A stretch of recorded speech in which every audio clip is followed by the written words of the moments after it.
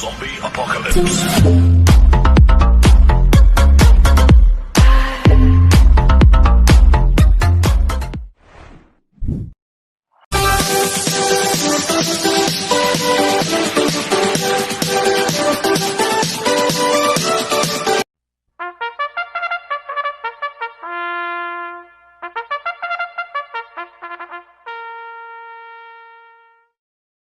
Gandang araw po mga bayang Karisa. Ngayon po ay araw ng Martes, April 23, 2024. Karera po ng Metro Turf, Malbar, Batangas. Meron po tayong 7 karera sa araw na ito. Nandito naman po yung lingkod, Drunken Master Wangbu aka Elo Atubudoy para magbigay ng giya at analysis sa inyo mga bayang Karisa. Mga bayang Karisa, start ng karera natin ay 5 p.m. Kaya bago po ako magsimula magbigay ng giya at analysis, huwag pong kalimutan, subscribe, like, and share YouTube channel ko po. At syempre, huwag din pong kalimutan i-click yung notification bell ko para updated po kayo sa mga bagong videos ko. Ang mga bayang Karista, medyo manipis po ang lineup natin ngayon. Lahat po ng races ay 4 lang po ang maglalaban-laban. At group based on time po. Kaya mag-start na po ako sa pagbibigay ng giya at analysis. Race 1, winner take all, covers races 1 to 7. May 4 na kabayong tatakbo. Pero akong group based on time, 12. Sa distance, 1,400 meters. Solo ko na po ito, numero 1, ay roller. Na sasakyan ni Pabs Caballeo.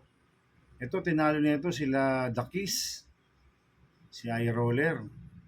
At last run po nito, segundo kay Agaron. Inabot lang po siya ni Agaron. Kaya sa akin, tingin ko, lamang ito. Kaya sosolohin ko na po ito, numero 1, high roller. Race 2 po tayo. Pick 6, cover races 2 to 7. May 4 na kabayong tatakbo. Pili akong group based on time 17. Sa distance 1,400 meters. First choice ko po dito, numero 4, Blame the Ghost. Na sasakyan ni Pabs Caballeo. Itong si Blame the Ghost, sanay na po sa mabibigat na laban to. Sa 2-year-old maiden stakes race.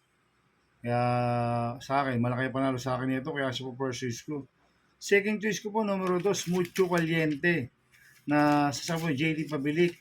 Itong si Mucho Caliente, last round po na ito. Segundo po siya kay Freedom.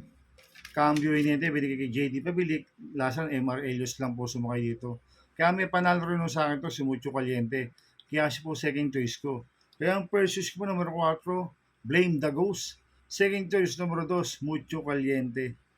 Sa race 3 po tayo, pick 5, cover race 3 to 7. May 4 na kabayong tatakbo. Period akong group based on time 18, distance 1,400 meters. Sosolohin ko na po ito, numero 4, Star of the Future, na sasakyan Joel Shego. Siya po yung may mataas na rating-based system dito, si Star of the Future. Kaya sa akin, sosolohin ko na po yan, numero 4, Star of the Future. Sa race 4 po tayo, pick 4, cover race 4 to 7. May 4 na kabayong tatakbo. Pili akong based on time 13, distance 1,400 meters. First choice ko po dito, numero 4, Doña Chichay, na sasakay ni apprentice jockey A.R. Ramos. Ito si Doña Chichay, mababa sa laban. Tingin ko siya po magdadala ng unahan dito. May-rate lang po ng apprentice to. Tingin ko pwedeng makatapos ng karera to. Kaya malaki panalo sa akin ito, kaya siya po first choice ko. Second choice ko po, numero 2, Bandido, na sasakay ni Pabs Caballeo. Itong si Bandido, mabibigat na rin po ang nilalaban nito sila Easy Way, Autumn Shower, Last Run. Kaya sa akin, may panalo rin sa akin to si Bandido. Kaya siya po second choice ko. Kaya ang first choice ko po, numero 4, Doña Chichay. Second choice, numero 2, Bandido. Sa race 5 po tayo, may 4 na kabayong tatakbo. Pili akong group based on time 15, distance 1,400 meters. First choice ko po dito, numero 2, Super Spunky, na sasakyan ni BJB Galleta. Itong si Super Spunky, pwedeng iuna, pwedeng isunod. Kaya sa akin, malaki panalo sa akin ito, kaya siya po first choice ko. Second choice ko po, numero 4, Jersey Crown, na sasakyan Jericho Serrano. Itong si Jersey Crown, gamay po ni Jericho Serrano to. Kaya sa akin, may panalo rin sa akin to, kaya siya po second choice ko. Kaya ang first choice ko po, numero 2, Super Spunky. Second choice, numero 4, Jersey Crown. Sa penultimate race number 6 na po tayo mga bayang karisa. Ay apat na kabayang tatakbo. Pila kong group based on time 14. Distance 1,400 meters. So solohin ko na po ito. Numero 2, Buwayang Bato na sasakyan ni Mart Alvarez. Last run po nito, segundo kay Dugong Bugong. Muntik ng manalo to. At medyo mabigat ang nakakalaban. Kaya sa akin, tingin ko, patukuto. Kaya sosolohin ko na po ito. Numero 2, Buwayang Bato. Sa last race po tayo, sa race 7, ay apat na kabayong tatakbo. Pila kong group based on time 11, distance 1,400 meters.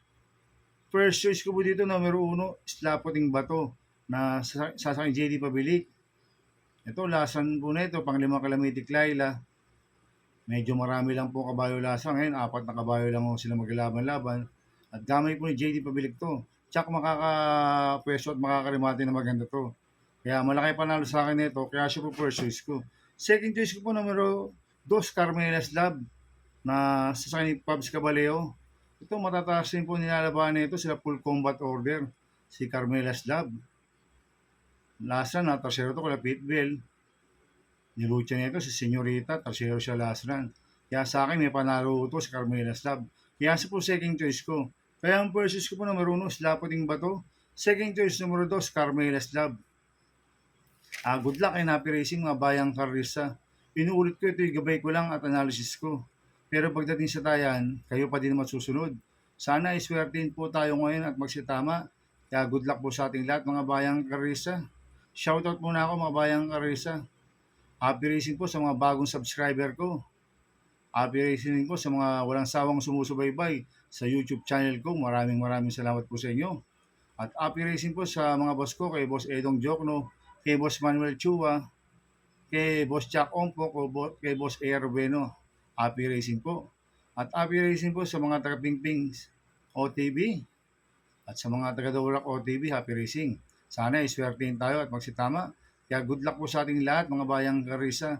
Kaya mga bayang karisa, please subscribe my YouTube channel at Tubudoy 2.0. At sana lagi niyo pong panoorin yung ads ko, huwag niyo pong skip. Kaya maraming salamat po sa inyo and God bless.